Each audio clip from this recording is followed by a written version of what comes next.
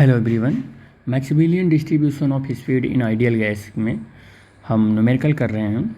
The calculate the value of the root mean square speed. कह रहा है solution में रूट मीन स्क्वायर स्पीड आपको कैलकुलेट करना है। रूट मीन स्क्वायर स्पीड आपको कैलकुलेट करना है और किसके लिए कैलकुलेट करना है? Of the molecules of hydrogen at NTP. अच्छा, एनटीपी की अगर बात करें तो एनटीपी पर टेम्परेचर कितना होता है मालूम है आपको? 0 केल्विन। कितना होता है? 0 kelvin. 0 degree centigrade. 0 degree centigrade का मतलब है 0 + 273 केल्विन और T इज इक्वल टू कितना हो गया? 273 केल्विन की बात कर लें हम, ठीक है। द बोल्ट्जमैन कांस्टेंट इज, और बोल्ट्जमैन कांस्टेंट कितना दिया गया है? 1.38 10⁻23 जूल/केल्विन। एंड आवोगैड्रो नंबर कितना दिया गया है? आवोगैड्रो नंबर भी हम लोग लिख लेते हैं।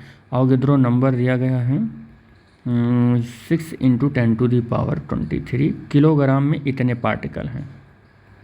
1 मोल में इतना किलोग्राम बनेगा। ये सारा हमने कैलकुलेट कर लिया, ठीक है। और अब क्या कह रहा है कि अब VRMS कैलकुलेट करो। VRMS का फार्मूला बताओ हमें। VRMS इक्वल टू क्या होता है? तो VRMS इक्वल टू √3 kT/m होता है। यही होता है, 3 kT/m होता है। अब अगर K की वैल्यू आपको मालूम है, T की वैल्यू मालूम है, M की वैल्यू नहीं मालूम है। चलो M की वैल्यू तो कैलकुलेट करना पड़ेगा। तो M इक्वल टू क्या होगा? Mass, small m is equal to mass of hydrogen. Mass of hydrogen molecule. अब ये हाइड्रोजन मॉलिक्यूल का मास अगर आप कैलकुलेट करेंगे तो हाइड्रोजन H2 होता है। क्या होता है? H2 होता है। H2 होता है और H2 का मतलब हो गया कि 2 एटम मिल रहे हैं इसमें। तो 2 एटम यानी कि 2AMU बनेगा। 2AMU बनेगा और 2AMU का मतलब 6 × 10⁻23 से डिवाइड करो तो ये केवल किलोग्राम बन जाएगा। क्या बन जाएगा? किलोग्राम बन जाएगा। और 1/3 हो जाएगा और 10⁻, ये कितना हो जाएगा? ये 10⁻ कितना बन जाएगा? ये 23 ग्राम से किलोग्राम हो जाएगा। ये ग्राम में होता है शायद, ये ग्राम में होता है। ये 6 × 10⁻23 ग्राम होता है शायद।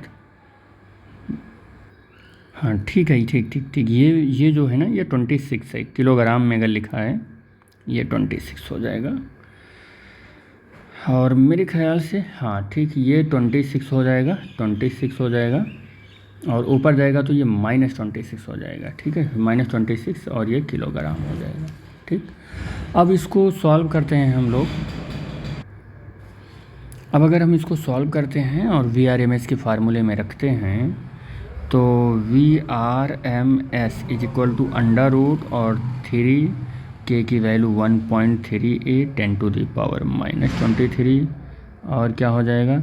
इंटू 1.3 × 10⁻, एक मिनट रुको, ये K की वैल्यू हो गई। T की वैल्यू 273 और अब बाई M होता है। M की वैल्यू कितनी है?